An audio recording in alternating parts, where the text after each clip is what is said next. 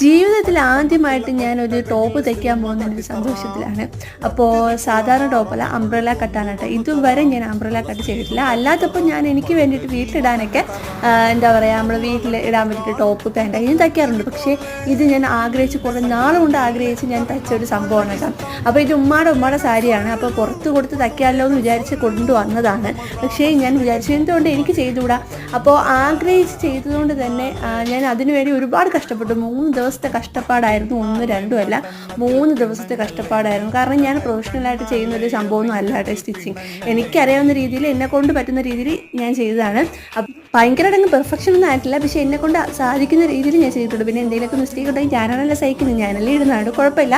അതുകൊണ്ട് ഞാൻ അഡ്ജസ്റ്റ് ചെയ്ത് എങ്ങനെയൊക്കെ തച്ചെടുത്തിട്ടുണ്ട്. മെഷീൻ ചെറിയ കംപ്ലൈൻറ്റ് ആയിട്ട് അതിൻ്റെ ഒരു കഷ്ടപ്പാടുണ്ടായിരുന്നു. അതുകൊണ്ട് 3 ദിവസം എടുത്തത്. 3 ദിവസം ഇതിൻ്റെ പിറകിലായിരുന്നു. എനിക്ക് യൂട്യൂബിൽ നേരെ വീഡിയോ പോലും ഇടാൻ പറ്റി.